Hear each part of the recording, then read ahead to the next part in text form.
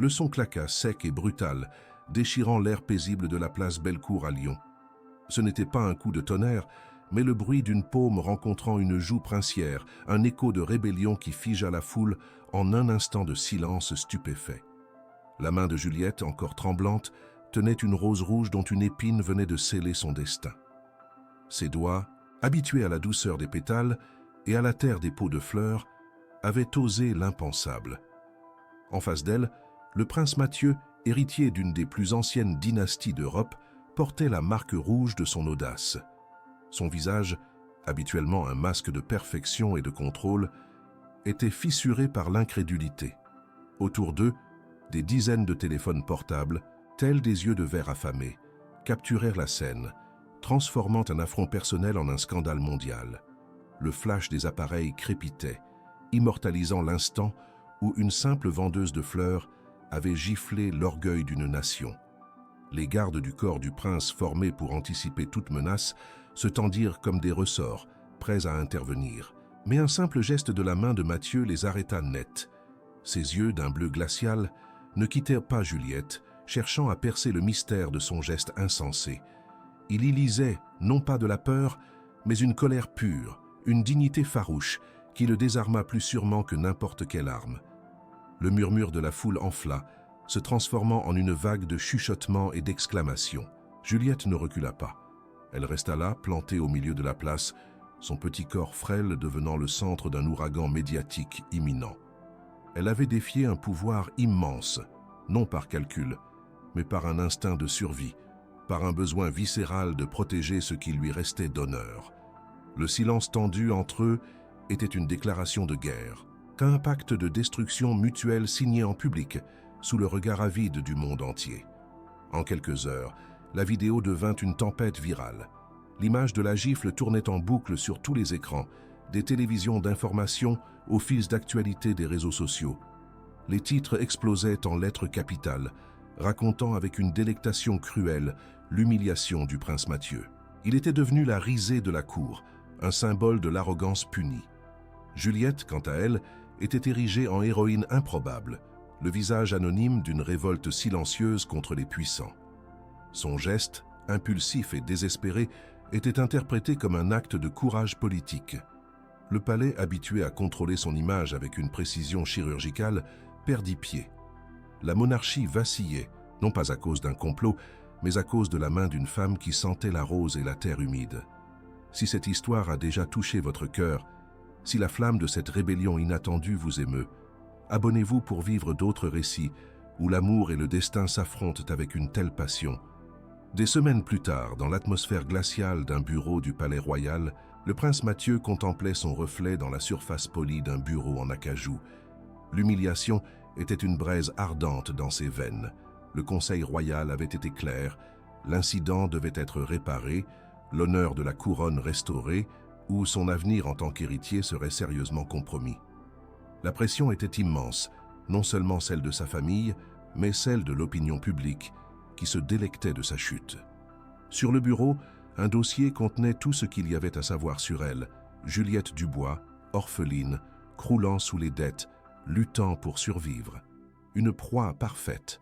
La colère fit place à un calcul froid et méthodique. Il n'était pas question de pardon, mais de contrôle. Il allait reprendre le récit, transformer cette humiliation en une histoire d'amour improbable. Il se tourna vers son assistant, sa voix dénuée de toute émotion, et prononça l'ordre qui allait tout changer. « Trouvez-la, amenez-la-moi. » Elle fut conduite non pas dans une salle de réception dorée, mais dans une pièce sobre et intimidante, où chaque meuble semblait peser le poids de la tradition. Mathieu l'attendait, assis derrière une grande table, son visage une sculpture de marbre impénétrable. Entre eux, un contrat, un document épais qui représentait à la fois sa planche de salut et sa condamnation. Il lui expliqua les termes avec une clarté brutale. Pendant 6 mois, elle jouerait le rôle de sa fiancée éperdue. Chaque sourire, chaque regard, chaque geste en public serait une performance méticuleusement orchestrée pour effacer la mémoire de la gifle. En échange, sa vie de misère prendrait fin. Les dettes qui étranglaient sa famille seraient effacées. Il lui offrait une cage dorée, une prison de soie et de diamants. Il s'attendait à voir de la gratitude, peut-être des larmes de soulagement, mais dans les yeux de Juliette, il ne vit qu'un feu indomptable, une fierté qui refusait de s'éteindre. La main de Juliette plana un instant au-dessus du papier, le stylo semblant peser une tonne. Signer, c'était abdiquer, vendre son âme pour la sécurité matérielle. C'était devenir la marionnette d'un prince arrogant qu'elle méprisait. Ne pas signer, c'était condamner les siens à une vie de désespoir. Elle leva les yeux vers lui, et pour la première fois, au-delà de l'arrogance, elle perçut une fissure, une vulnérabilité aussi profonde que la sienne. Il avait besoin d'elle, de son mensonge, pour sauver sa propre peau. Cette prise de conscience lui donna une force inattendue. Dans ce jeu de pouvoir, ils étaient tous les deux prisonniers.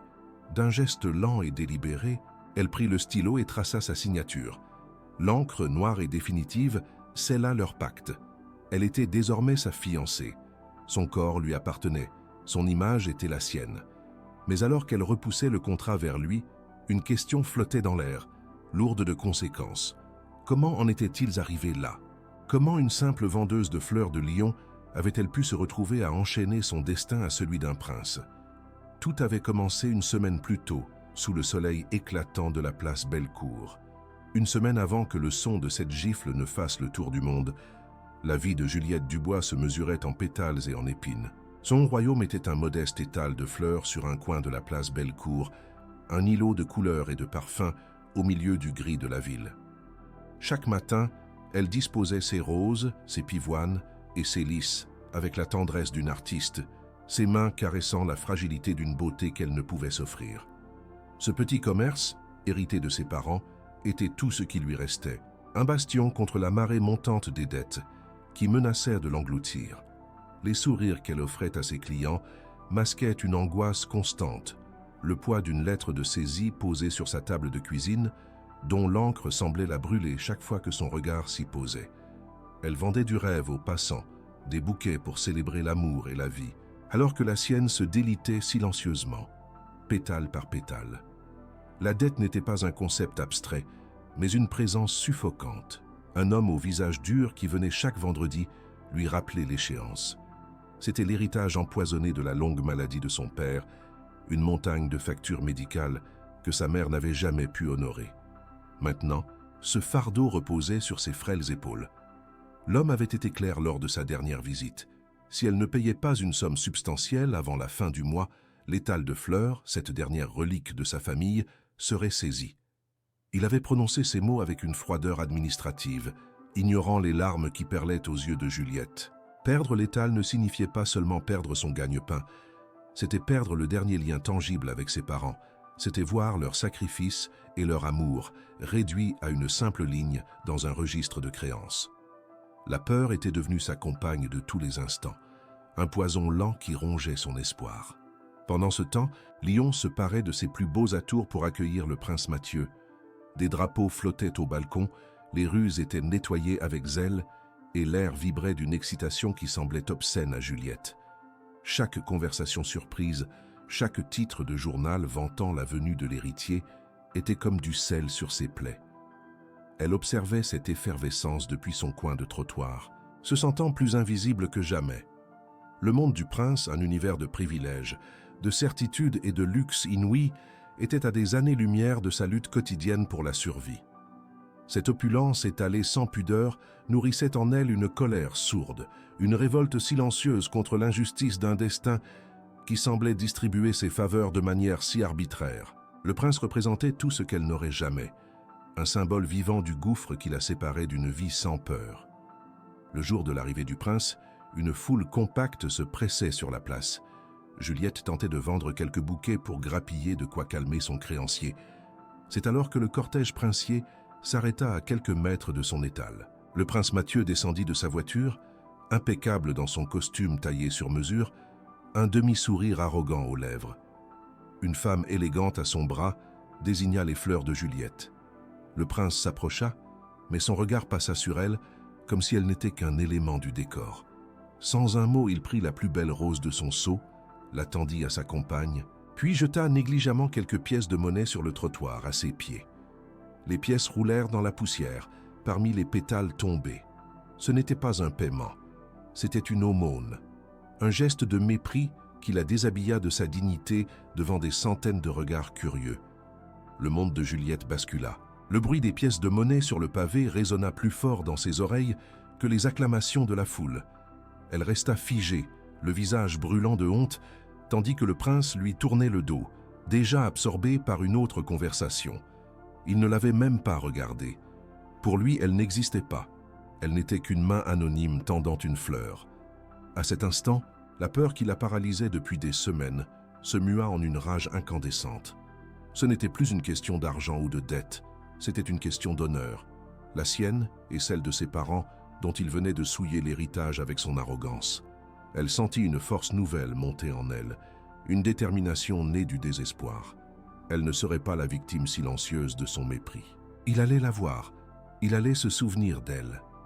Elle serra les poings, le cœur battant à tout rompre, une décision folle et irrévocable prenant forme dans son esprit. Le soir même, elle était retournée sur la place Bellecour, le cœur rempli d'une résolution glaciale.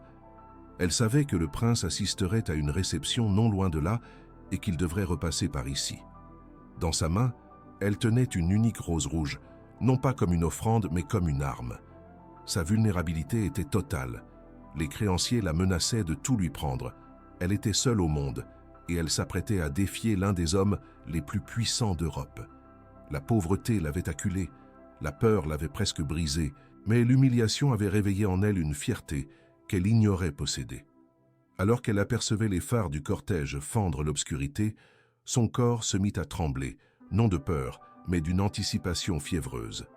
C'était là, dans l'attente de ce face-à-face inévitable, que son destin allait se jouer, suspendu au geste qui précéderait la gifle et scellerait son pacte avec le prince. Les phares des voitures fendirent la pénombre de la place, balayant les pavés humides et s'approchant d'elle comme les yeux d'une meute de loups. Juliette ne bougea pas, ancrée au sol par une force qu'elle ne se connaissait pas. Son cœur battait un rythme sauvage contre ses côtes, un tambour de guerre dans le silence de son angoisse. Le froid de la nuit lyonnaise s'infiltrait sous son manteau usé, mais elle ne le sentait pas. Une chaleur nouvelle, celle de la rage et de la dignité bafouée, brûlait dans ses veines, la protégeant de la peur. Dans sa main, la tige de la rose rouge était à la fois une ancre et une arme, ses épines s'enfonçant doucement dans sa paume, un rappel douloureux et réel de sa résolution. Elle n'était plus la vendeuse de fleurs invisibles. Ce soir, elle était une ombre qui avait décidé de se dresser face au soleil, même si cela devait la consumer entièrement. Le cortège ralentit, la portière s'ouvrit et le temps sembla se suspendre, retenant son souffle avant l'impact inévitable. Mathieu émergea de la voiture avec une aisance calculée, l'incarnation même du pouvoir et du privilège. Son costume sombre était une armure taillée dans la nuit, et la lumière des lampadaires se brisait sur ses cheveux impeccables. La foule, tenue à distance par un cordon invisible de respect et de crainte, murmura à sa vue. Ses yeux bleus, froids comme des éclats de glacier, balayèrent les visages sans en voir aucun, jusqu'à ce qu'il se pose sur la silhouette menue qui lui barrait le chemin. Un froncement de sourcils presque imperceptible marqua son irritation. Qui était cette femme? Une admiratrice égarée, une quémandeuse. Son regard glissa sur elle, la jaugeant et la congédiant en une fraction de seconde, la classant dans la catégorie des désagréments mineurs à ignorer. Il fit un pas en avant, s'attendant à ce qu'elle s'écarte, comme tout le monde le faisait toujours. Mais elle ne bougea pas, et ce fut sa première surprise de la soirée, un grain de sable dans la mécanique parfaite de son univers. Elle fit un pas vers lui, comblant la distance qui les séparait. Le monde semblait s'être rétréci à cet espace de quelques mètres entre le prince et la fleuriste. Juliette leva la main, non pas pour frapper, mais pour lui tendre la rose rouge. Le geste était lent, solennel, une offrande silencieuse qui n'était ni une supplique ni un hommage. C'était un reproche. C'était la beauté qui l'avait piétinée, la dignité qui l'avait souillée, revenue le hanter sous la forme d'un unique pétale de velours. Mathieu s'arrêta, déconcerté. Son esprit, habitué aux protocoles et aux flatteries, ne savait comment interpréter cet acte. Il vit la fleur, puis il la regarda vraiment, elle, pour la première fois. Un sourire moqueur étira ses lèvres. « Gardez votre fleur, ma pauvre fille. Je n'achète pas la marchandise des rues, dit-il, sa voix basse et tranchante, destinée à elle seule, une dernière lame de mépris pour la remettre à sa place et restaurer l'ordre des choses. Ces mots furent l'étincelle qui embrasa la poudrière. Toute la peur, toute l'humiliation, toute la colère accumulée de Juliette explosèrent en un seul geste instinctif et libérateur. Sa main, celle qui tenait la rose, s'ouvrit et s'abattit sur la joue du prince avec une force née du désespoir. Le son claqua, sec et brutal, un coup de fouet dans l'air feutré de la place. Un silence de mort tomba instantanément, si profond qu'on aurait pu entendre la rose tomber sur le pavé. Les murmures cessèrent, les sourires se figèrent. Puis, comme un seul organisme affamé, la foule réagit. Des dizaines de téléphones s'élevèrent, leurs écrans brillant dans la nuit, leurs objectifs capturant l'impensable. Le visage stupéfait du prince, la marque rouge qui commençait à apparaître sur sa peau parfaite et la main tremblante de cet inconnu qui venait de commettre un crime de lèse-majesté sous les yeux du monde entier. À cet instant précis, sous le crépitement des flashs, ils se virent l'un l'autre pour ce qu'ils étaient vraiment. Mathieu ne vit plus une mendiante, mais une lionne acculée, ses yeux sombres brillant d'un feu indomptable qui le fascina autant qu'il l'outragea. La douleur sur sa joue était moins vive que la blessure infligée à son orgueil monumental. Pour la première fois de sa vie, il était impuissant, exposé. Juliette, de son côté, vit le masque de l'héritier arrogant se fissurer, révélant une lueur de vulnérabilité, une surprise presque enfantine dans son regard. Elle avait touché l'homme derrière le titre. Les gardes du corps s'avancèrent d'un bloc, les muscles tendus, prêts à la maîtriser, mais un geste sec de la main de Mathieu les immobilisa. Le prince ne voulait pas de témoin pour sa défaite. Il voulait la regarder, graver son visage dans sa mémoire, comprendre la nature de la tempête qu'elle venait de déchaîner dans son existence ordonnée. Le moment de stupeur passa, remplacé par une froideur polaire dans les yeux du prince. Il redressa la tête, son visage redevenant une sculpture de marbre impassible, à l'exception de cette marque rouge qui le trahissait. Il ne dit rien. Aucun mot de colère, aucune menace. Son silence était bien plus terrifiant. Il lui lança un dernier regard, un regard qui n'était ni de la fureur ni de la haine, mais une promesse de rétribution calculée, patiente et absolue. Il lui fit comprendre sans un mot qu'elle venait de signer sa propre condamnation, qu'il la retrouverait et qu'il reprendrait le contrôle. Puis, avec une lenteur délibérée, il lui tourna le dos, remonta dans sa voiture et disparut dans la nuit, laissant Juliette seule au milieu de la place, prisonnière des lumières aveuglantes et des chuchotements qui enflaient déjà. L'acte de rébellion était terminé. La guerre venait seulement de commencer. Le silence qui suivit sa signature fut plus lourd encore que la menace qui l'avait précédée. Le contrat, désormais un lien de fer invisible, reposait entre eux sur le bois poli. Mathieu ne lui laissa pas le temps de respirer, de mesurer l'abîme dans lequel elle venait de sauter. D'un geste sec, il appela ses assistants et Juliette fut conduite hors du bureau, non comme une fiancée, mais comme un bien précieux et fragile qu'il fallait mettre sous clé. Elle traversa des couloirs de marbre froid, sous des plafonds peints qui semblèrent la juger du haut de leur gloire séculaire. Chaque pas l'éloignait de sa vie, de son étal de fleurs, de l'odeur de la terre humide et de la liberté. On lui assigna une suite dont les fenêtres, hautes et grillagées comme celles d'une prison dorée, donnaient sur des jardins parfaitement entretenus, un paysage d'une beauté stérile et suffocante. Elle était seule, entourée d'un luxe qui n'avait pas d'âme, une Cendrillon dont le carrosse était une cage et le prince son geôlier. Les jours suivants furent un tourbillon orchestré pour la déconstruire et la remodeler à l'image de ce qu'une princesse devait être. Une armée de stylistes, de précepteurs et de dames de compagnie s'abattit sur elle. On lui apprit à marcher, à s'asseoir, à sourire d'un sourire qui ne venait pas du cœur. Ses vêtements simples furent remplacés par des robes de soie et de satin, des tissus froids qui glissaient sur sa peau comme des chaînes liquides. Mais si son corps se pliait aux exigences, son esprit restait une forteresse imprenable.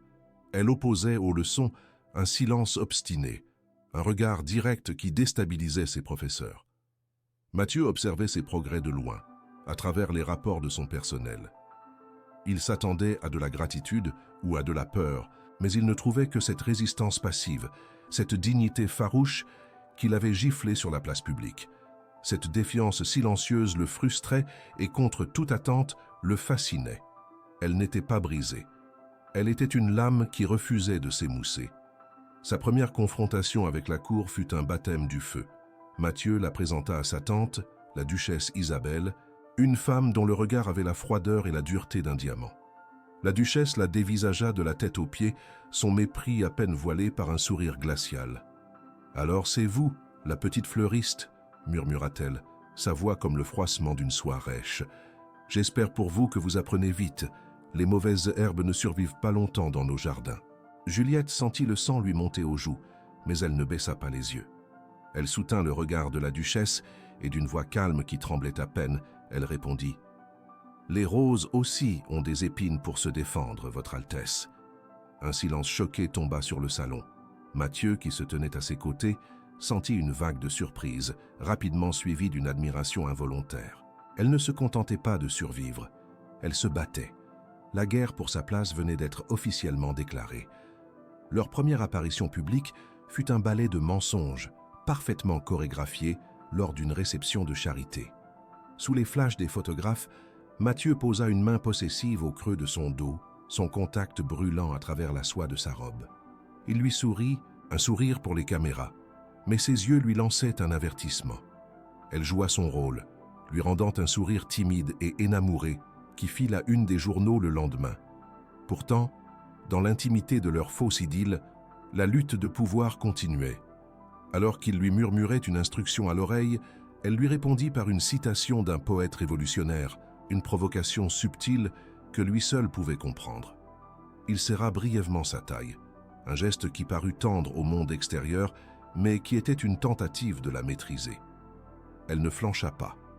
Le jeu dangereux qui s'était installé entre eux devenait plus complexe, mêlant la haine à une étrange et troublante complicité. Une nuit, incapable de trouver le sommeil dans son lit trop grand et trop vide, Juliette errait dans les couloirs silencieux du palais. Une porte entr'ouverte laissa filtrer une lumière douce. Elle jeta un regard à l'intérieur et vit Mathieu, seul dans l'immense bibliothèque, un verre de whisky à la main.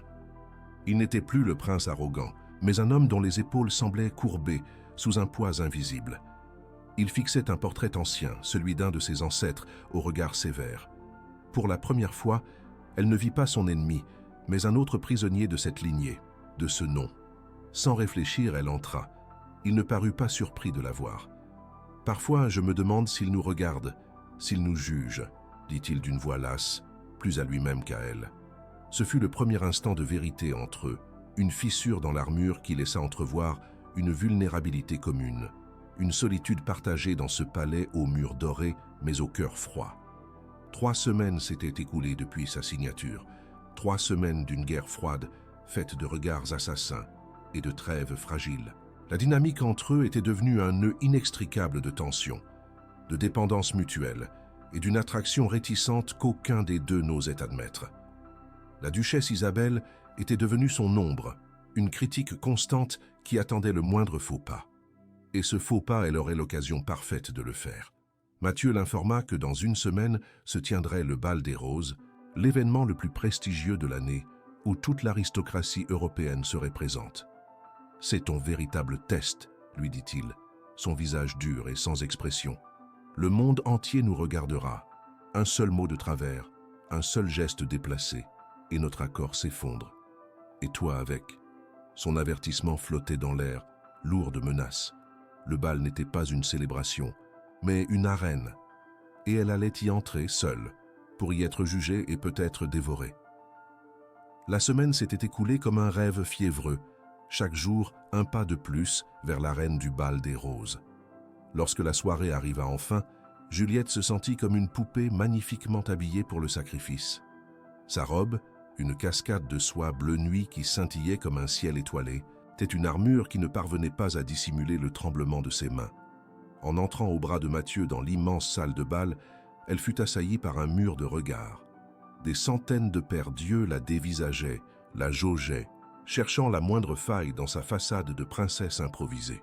Les lustres de cristal jetaient une lumière impitoyable sur les visages poudrés et les sourires carnassiers. L'air était lourd, saturé de parfums capiteux et de murmures venimeux qui glissaient sur sa peau comme des insectes. Elle sentait le poids de chaque bijou, de chaque regard, Une pression immense qui menaçait de la broyer avant même que la première danse n'ait commencé. Mathieu, à ses côtés, était un roc de perfection glaciale, son visage un masque impénétrable. La duchesse Isabelle ne tarda pas à fondre sur eux, son sourire de prédatrice fendant la foule comme la proue d'un navire de guerre. Elle était vêtue de velours noir, une reine de la nuit venue réclamer son dû. Ses yeux, deux éclats de glace, balayèrent Juliette avec une condescendance étudiée avant de se poser sur son neveu. « Mathieu, mon cher, et voici, votre charmante petite protégée. Elle est tout à fait pittoresque. » Chaque mot était une perle de venin enrobée de miel. Elle prit la main de Juliette, ses doigts froids comme ceux d'un serpent se refermant sur un oiseau. « Dites-moi, mon enfant, comment passe-t-on de la terre des pots de fleurs au marbre d'un palais? Ce doit être un choc culturel fascinant. » Mathieu se raidit légèrement, mais un dignitaire étranger l'interpella à cet instant, et il se tourna, la laissant seule, vulnérable, face à la duchesse et son cercle de courtisans avides qui s'étaient rapprochés pour assister au spectacle, leurs visages curieux et cruels. Le piège se referma avec une précision chirurgicale. La duchesse, gardant la main de Juliette prisonnière, caussa la voix pour que tout le cercle l'entende. « J'ai fait quelques recherches, par pure curiosité bien sûr. C'est une histoire si touchante. Une orpheline croulant sous les dettes de ses parents, menacée de tout perdre, même ce petit. Comment dire? Cet étal de fleurs si modeste, n'est-ce pas admirable qu'elle ait trouvé un moyen si créatif de s'en sortir? » Un silence glacial tomba, suivi d'une vague de rires étouffés, cristallins et cruels. L'humiliation était totale, publique, dévastatrice. Ce n'était pas seulement son passé qu'Isabelle exposait, c'était son désespoir, sa pauvreté, la transformant en une intrigante calculatrice qui avait vendu son honneur pour échapper à la misère. Juliette sentit le sol se dérober sous ses pieds, le sang quitter son visage. Les sourires moqueurs des invités étaient des poignards qui la transpercèrent de toutes parts, la laissant nue et saignante au milieu de la splendeur du bal. Tous les regards se tournèrent vers Mathieu, qui venait de mettre fin à sa conversation. On attendait du prince qu'il défende son honneur, qu'il protège la femme qu'il prétendait aimer. Un mot de lui, un seul, aurait suffi à faire taire les rires et à restaurer un semblant de dignité. Mais il resta figé, son visage une toile blanche où se livrait une bataille invisible. Le prince en lui, l'héritier dressé à étouffer les scandales et à préserver l'image de la couronne à tout prix, l'emporta sur l'homme. Il vit la douleur dans les yeux de Juliette, mais il vit aussi les visages de l'aristocratie européenne, les journalistes au loin. Il hésita une seconde qui dura une éternité, et dans cette seconde de silence, il la condamna. Son inaction fut une trahison plus assourdissante que n'importe quel cri, une confirmation tacite des accusations de la duchesse. Il l'avait jetée au loup et refusait de la secourir, la sacrifiant sur l'autel de sa propre réputation. Aucune larme ne perla sur les joues de Juliette. La douleur incandescente qui la consumait se mua en une force glaciale. Son visage devint un masque de marbre, ses yeux deux abîmes sombres. Elle retira lentement sa main de celle de la duchesse, un geste d'une dignité royale. Elle soutint le regard triomphant de la vieille femme avec un mépris si pur qu'Isabelle recula d'un pas. Puis elle se tourna vers Mathieu.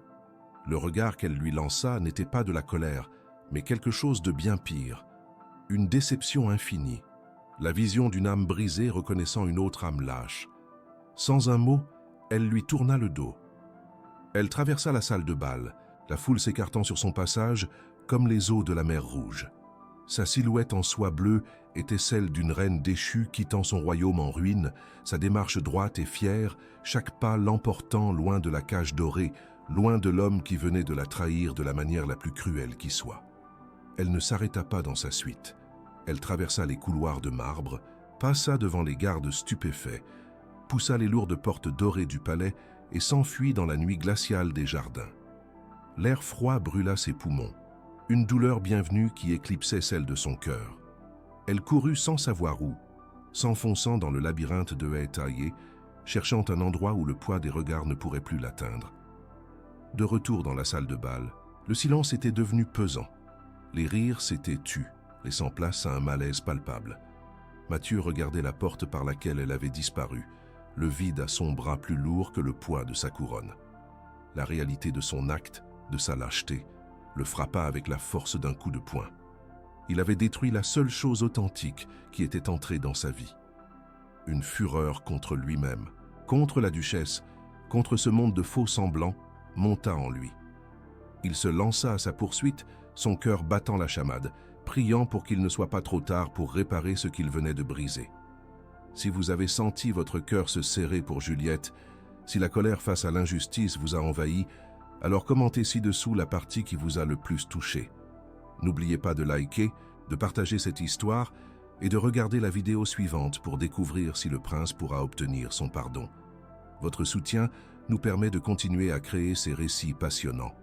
Il la chercha frénétiquement dans le labyrinthe glacial des jardins du palais. Son nom un murmure rauque et désespéré sur ses lèvres. Mathieu courait, le cœur battant à se rompre, l'adrénaline de la panique remplaçant la froide arrogance qu'il avait habité quelques instants plus tôt. La musique étouffée du bal, les rires qui lui parvenaient encore par les fenêtres ouvertes, tout cela lui semblait appartenir à un autre monde, une autre vie.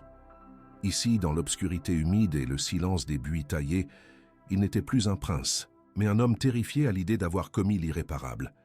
Il scruta chaque ombre, chaque recoin, appelant un nom qui ne recevait pour seule réponse que l'écho de sa propre solitude. Le vent froid fouettait son visage comme une gifle méritée.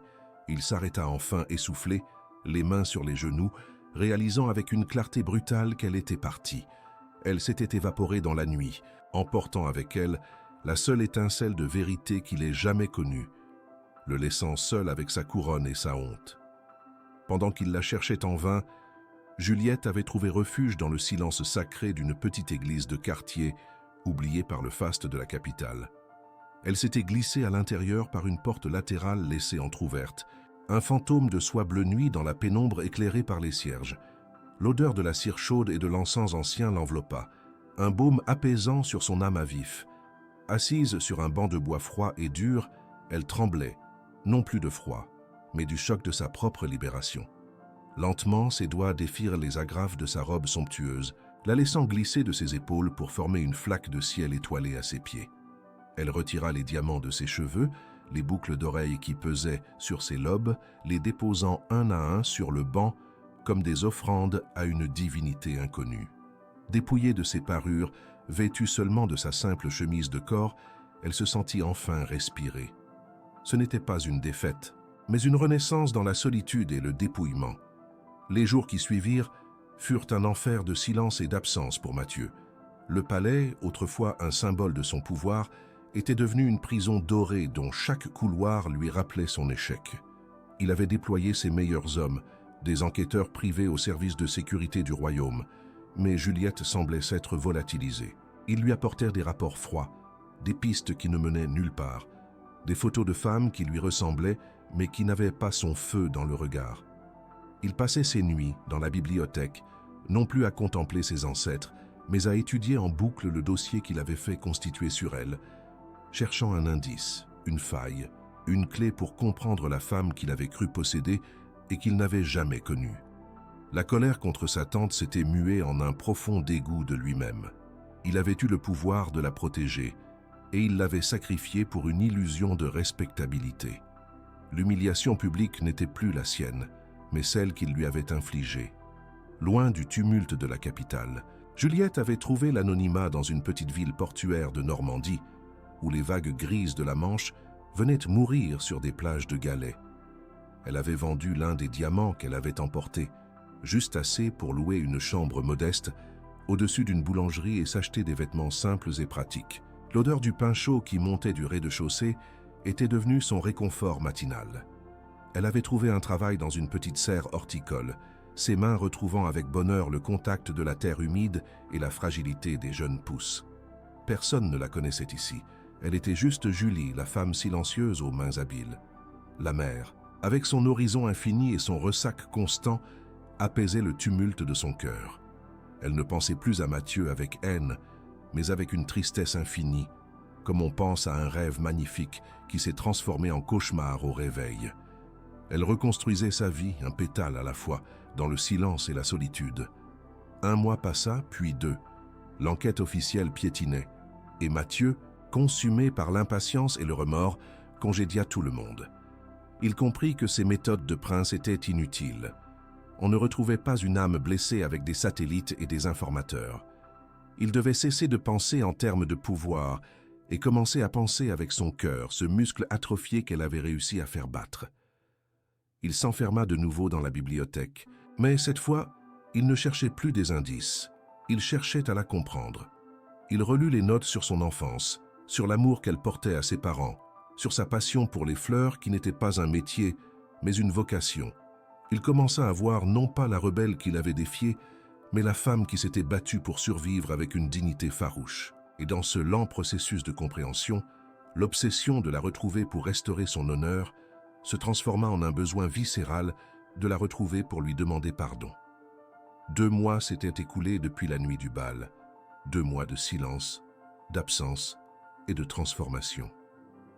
Juliette vivait désormais dans un petit village de Provence, au cœur des champs de lavande, dont le parfum embaumait l'air et apaisait les esprits. Elle travaillait pour une vieille parfumeuse, apprenant les secrets de la distillation, trouvant une paix inattendue dans ses gestes ancestraux. Pendant ce temps, à des centaines de kilomètres de là, Mathieu était assis à son bureau, le dossier de Juliette ouvert devant lui pour la 100e fois, un sentiment de défaite l'envahissant. C'est alors que son regard s'arrêta sur un détail insignifiant, une pièce qu'il avait toujours ignorée, une vieille carte postale jaunie, glissée entre 2 factures. Elle venait de ce même village provençal. Au dos, une écriture d'adolescente avait tracé quelques mots. « Un jour, quand le monde sera trop lourd, je trouverai ma paix ici, au milieu de la lavande. » Ce n'était pas une piste, c'était une prière, une révélation. Il se leva d'un bond, son cœur battant d'un espoir nouveau et fragile. Il savait où elle était, et il irait la chercher, seul. Il ne prit ni chauffeur, ni garde du corps, ni l'un des bolides rutilants de la flotte royale.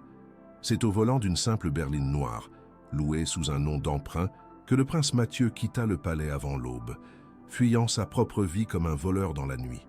Sur le siège passager, la vieille carte postale était son unique boussole, un fragile morceau de papier jauni qui contenait plus d'espoir que tous les trésors de sa lignée. Chaque kilomètre qui l'éloignait de la capitale était une couche de vernis qui s'écaillait, un poids qui s'allégeait de ses épaules. Il n'était plus l'héritier d'un trône, mais un homme en pèlerinage, un pèlerinage vers son propre cœur, un voyage désespéré pour retrouver la femme qu'il avait non seulement perdue, mais qu'il avait sciemment détruite. La route qui défilait sous ses roues n'était pas un chemin vers le pouvoir, mais peut-être, espérait-il, un sentier vers la rédemption. Le trajet fut une longue introspection silencieuse, le paysage changeant de la France devenant le miroir de sa propre transformation intérieure. Il laissa derrière lui les forêts sombres et les plaines grises du nord, le bitume froid de l'autorité, pour s'enfoncer dans la lumière dorée et la chaleur du sud. Il traversa des villages endormis où le temps semblait s'être arrêté, des lieux où son titre ne signifiait rien, où la valeur d'un homme se mesurait à la poignée de main et non à la lignée. Pour la première fois de sa vie, il se sentit anonyme, vulnérable et étrangement libre. La peur viscérale du rejet se mêlait à une détermination farouche. Que lui dirait-elle? Le chasserait-elle? Ou pire, le regarderait-elle avec cette indifférence glaciale qui signifierait qu'il était déjà mort pour elle? Il n'avait pas de plan, pas de stratégie, juste les mots maladroits d'un homme qui apprenait enfin à parler le langage de l'âme et non celui du protocole. Lorsqu'il arriva enfin dans le petit village provençal, ce fut comme entrer dans une peinture. L'air vibrait du chant des cigales et du parfum entêtant de la lavande qui ondulait en vagues violettes à perte de vue. Le soleil de fin d'après-midi baignait les maisons de pierre d'une lueur douce et ambrée. Il gara la voiture à l'orée du village et continua à pied, se sentant terriblement déplacé dans son costume sombre au milieu de cette beauté rustique. C'est alors qu'il la vit. Elle était dans un petit jardin attenant à une parfumerie, à genoux, les mains dans la terre, s'occupant d'un parterre de roses anciennes. Elle ne portait ni soie ni diamant, mais une simple robe de lin et un chapeau de paille. Un sourire apaisé flottait sur ses lèvres. Il la regarda, le cœur serré, et comprit qu'elle avait trouvé ici la paix qu'il lui avait volée. Elle était plus belle, plus réelle, plus vivante que jamais il ne l'avait vue au palais. Il fit quelques pas vers elle, le bruit de ses chaussures sur le gravier trahissant sa présence. Juliette se figea, puis se releva lentement, se retournant. Le temps s'arrêta. Son sourire s'effaça pour laisser place à un masque de stupeur, rapidement remplacé par une méfiance froide et profonde. Ses yeux, qu'il avait rêvé de revoir, devinrent deux forteresses imprenables. C'était comme si un fantôme de son passé venait de surgir pour profaner son sanctuaire. Elle ne dit rien, mais tout son corps parlait pour elle. La raideur de ses épaules, la façon dont elle serra imperceptiblement les poings, les murs qu'elle avait si patiemment érigés autour de son cœur, se reconstruisant en une fraction de seconde. Il était là, devant elle, une tache sombre et discordante dans son paradis de lavande, le rappel vivant de l'humiliation et de la trahison.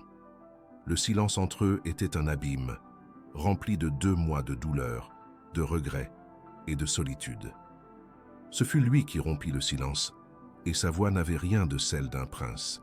Elle était basse, rauque, chargée d'une vulnérabilité qu'elle ne lui avait jamais connue. « Juliette !» commença-t-il, faisant un pas prudent, comme on approche un animal blessé. « Je ne suis pas venu pour vous ramener. Je ne suis pas venu pour le contrat ou pour la couronne. Je suis venu parce que le silence de votre absence est un bruit assourdissant qui m'empêche de vivre. » Il s'arrêta, son regard plongeant dans le sien, la suppliant de ne pas fuir. « Cette nuit-là, au bal, j'ai été un lâche. J'ai choisi mon titre plutôt que mon cœur, et je n'ai pas eu une seule nuit de paix depuis. J'ai sacrifié la seule chose vraie dans ma vie pour une illusion. Je ne suis pas venu vous demander de pardonner au prince, je suis venu vous demander si vous pouviez un jour écouter l'homme qui a eu trop peur de l'être. » Ces mots flottèrent dans l'air chaud, n'ayant pas la froideur du marbre du palais, mais la chaleur fragile d'une braise ravivée. Juliette ne bougea pas, son visage toujours impénétrable, mais il vit quelque chose vaciller dans ses yeux. Ce n'était pas du pardon, pas encore, mais peut-être la reconnaissance que l'homme qui se tenait devant elle n'était plus tout à fait le même que celui qui l'avait abandonné dans la salle de bal. La colère qui l'avait protégée pendant des semaines se fissura, laissant entrevoir la douleur qu'elle recouvrait. Il avait fait le voyage, il l'avait trouvé, et il ne lui avait pas donné d'ordre. Il lui avait offert une confession, une âme mise à nu. Une nouvelle tension s'installa entre eux, non plus celle de la haine, mais celle, plus périlleuse encore, d'une possible vérité. « Laissez-moi une seule heure », murmura-t-il, sa voix brisée par l'émotion. « 1 heure pour vous dire tout ce que j'aurais dû dire. Après, si vous le souhaitez, je disparaîtrai de votre vie pour toujours. » Elle ne répondit pas tout de suite, laissant sa demande en suspens dans l'air immobile du crépuscule provençal. Le parfum de la lavande et des roses, qui avait été son baume, semblait maintenant l'étouffer, saturé de souvenirs douloureux. Elle le dévisagea longuement, cherchant dans les traits de cet homme la moindre trace du prince arrogant qui l'avait brisé. Elle ne la trouva pas. À la place, elle vit une fatigue immense, une supplique muette dans le bleu de ses yeux qui n'avait plus rien de glacial. C'était la vulnérabilité qu'elle avait entreaperçue le soir de la gifle, mais exposée cette fois sans armure ni orgueil. Elle fit un pas en arrière, un mouvement instinctif de protection, mais ne se détourna pas. Finalement, elle hocha la tête, un geste à peine perceptible. « 1 heure, dit-elle, sa voix plus fragile qu'elle ne l'aurait voulu. Pas 1 minute de plus, après quoi, vous retournerez à votre monde, et moi au mien. » C'était une concession, non pas un pardon, mais une porte entr'ouverte sur l'abîme de leur non-dit. Il prit une profonde inspiration, comme un homme qui remonte à la surface après une longue apnée. Il ne chercha pas à se rapprocher, respectant la distance qu'elle avait mise entre eux. « Après ton départ, commença-t-il, sa voix basse et tendue, le palais est devenu un tombeau. Chaque couloir, chaque miroir me renvoyait l'image de ma propre lâcheté. J'ai compris que l'humiliation que j'avais subie sur cette place n'était rien comparée à celle que je t'avais infligée au bal. Je t'ai utilisée, Juliette. Je t'ai prise comme un objet pour réparer mon orgueil blessé, et quand tu as eu besoin de moi, quand tu as eu besoin de l'homme et non du prince, je t'ai abandonné au loup. J'ai passé ma vie à être l'héritier que l'on attendait, une statue de marbre parfaite, et j'ai eu peur que ta vérité, ta passion, ne viennent fissurer cette façade. J'ai eu peur et ma peur t'a détruite. C'est un crime pour lequel aucun titre, aucune couronne ne peut m'absoudre. » Il plongea la main dans la poche intérieure de sa veste, mais ce n'est pas un écrin de velours qu'il en sortit. C'était une simple enveloppe en papier kraft. Il la posa délicatement sur un muret de pierre entre eux. « Je ne suis pas venu pour te réclamer. Je suis venu pour te rendre ce que je t'ai pris. ta liberté, ton indépendance. Juliette le regarda, méfiante, alors qu'il ouvrait l'enveloppe. À l'intérieur, il n'y avait pas de chèque, mais un trousseau de clés et un acte de propriété. C'est une petite boutique sur la place Bellecour, une fleuristerie. Elle est à toi, sans condition, sans dette. Je veux que tu saches que tu n'auras plus jamais besoin de personne, et surtout pas de moi. Je ne suis pas venu t'offrir une cage dorée, Juliette. Je suis venu te rendre tes racines, celles que mon arrogance a failli arracher. Je t'aime pour la femme qui vendait des fleurs avec de la terre sous les ongles, pas pour la princesse que j'ai essayé de fabriquer. Le silence qui suivit ces paroles fut total, seulement troublé par le chant lointain d'une cigale. Juliette fixait les clés posées sur le papier, leur métal simple brillant sous la lumière déclinante. C'était le geste le plus impensable, le plus désarmant. Il n'avait pas essayé de la racheter avec des diamants, il lui avait offert son ancienne vie, mais en mieux, en sûreté. C'était une reconnaissance de qui elle était vraiment, un acte d'amour si pur et si sacrificiel qu'il fit voler en éclats les derniers remparts de sa colère. Une larme. Puis deux roulèrent sur ses joues, des larmes chaudes qu'il avait des mois de douleur et de solitude. Elle leva lentement les yeux vers lui, et pour la première fois, elle ne vit plus son geôlier ou son traître. Elle vit Mathieu, un homme faillible, brisé, qui avait traversé la France non pas pour récupérer un bien, mais pour sauver son âme en libérant la sienne.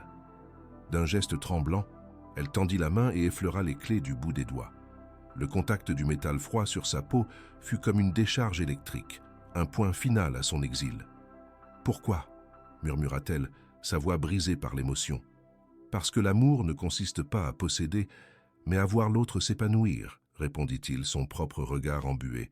« Et je ne peux pas m'épanouir sans toi. » Lentement, elle referma sa main sur les clés, puis fit un pas, puis un autre, jusqu'à ce que l'abîme entre eux n'existe plus.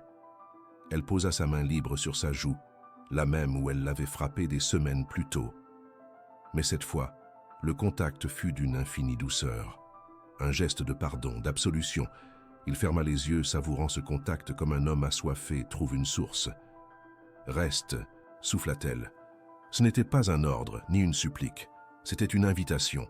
Le début d'un nouveau contrat, non pas écrit sur du papier, mais scellé par deux cœurs enfin réunis.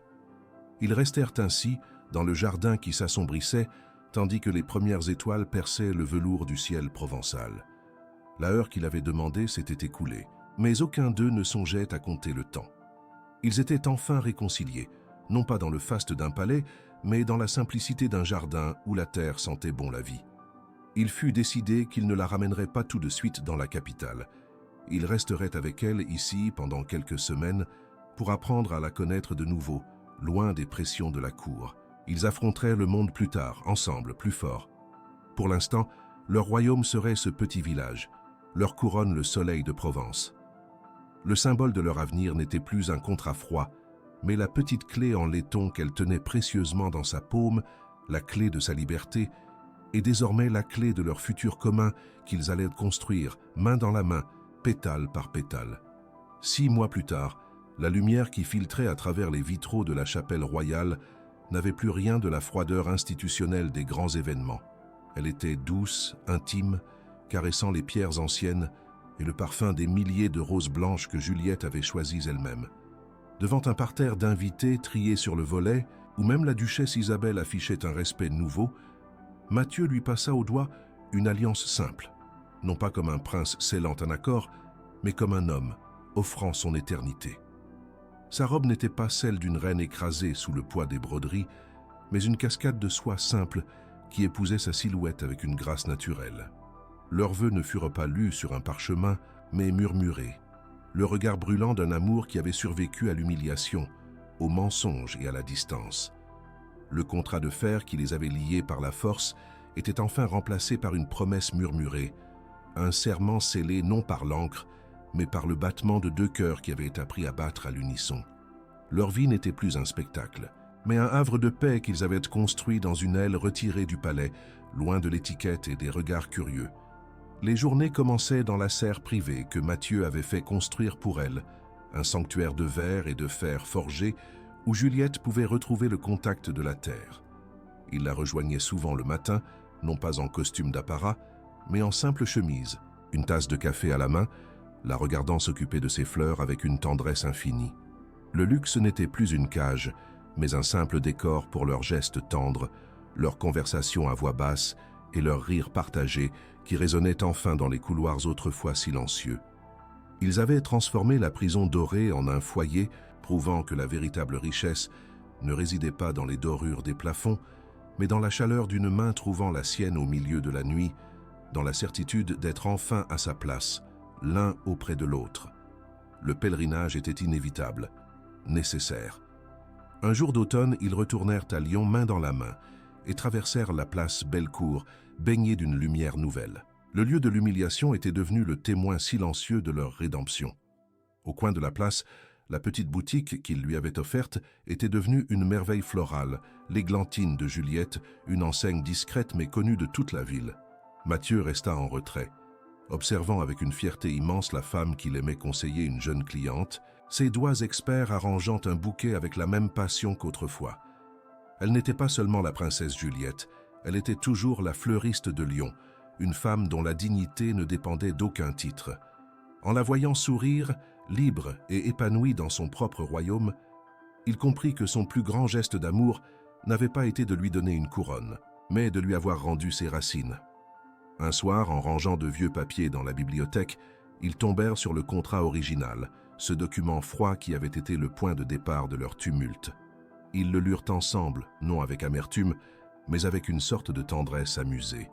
Mathieu le prit doucement des mains de Juliette, et au lieu de le déchirer, il le plia soigneusement et le rangea dans un coffret précieux. « C'est notre acte de naissance, tordu, » dit-il avec un sourire, « la clé la plus laide pour la plus belle des portes. » Ce pacte, autrefois symbole de leur prison, était devenu la relique de leur improbable voyage. Il leur rappelait que l'amour le plus fort n'est pas celui qui naît dans la facilité, mais celui qui se forge dans le feu du conflit, qui survit à l'orgueil et qui trouve la force de pardonner. Il était le témoin silencieux que même de la plus sombre des transactions pouvait naître la plus lumineuse des unions. Devant la haute fenêtre de leur chambre, qui donnait sur les jardins endormis sous la lune, Mathieu posa délicatement sa main sur le ventre arrondi de Juliette. Le futur héritier du royaume n'était plus un enjeu politique, une complication dans un contrat, mais une promesse de vie, le fruit de leur amour enfin apaisé. « Il ne sera pas élevé pour être un prince », murmura-t-il contre ses cheveux. « Il sera élevé pour être un homme bon, un homme qui saura qu'une main tendue a plus de valeur que tous les sceptres du monde. » Juliette se blottit contre lui, posant sa propre main sur la sienne, sentant la chaleur de leur petite famille en devenir. La peur avait laissé place à une sérénité profonde. Elle n'était plus la Cendrillon rebelle, et il n'était plus le prince arrogant. Ils étaient simplement Mathieu et Juliette, deux âmes qui s'étaient trouvées dans la tempête et qui s'apprêtaient à accueillir leur propre miracle. Il se pencha pour l'embrasser. Un baiser lent et profond qui n'avait plus le goût de la défiante ni de la passion brûlante, mais celui de la certitude et du foyer. Il caressa sa joue, là où sa main l'avait autrefois frappé, et lui murmura à l'oreille « Merci pour la rose, merci pour les épines. Elles m'ont réveillé d'un long sommeil. » Elle lui sourit, les yeux brillants de larmes heureuses, et l'enlaça plus fort, la tête posée contre son cœur dont elle connaissait désormais chaque battement. Le scandale qui avait fait trembler un royaume s'était éteint pour laisser place à une histoire d'amour que l'on se raconterait à voix basse dans les couloirs du palais. Car dans ce royaume, la plus grande des couronnes n'était pas celle qui reposait sur la tête du prince, mais celle qu'il avait enfin trouvée dans le cœur indomptable de sa fleuriste.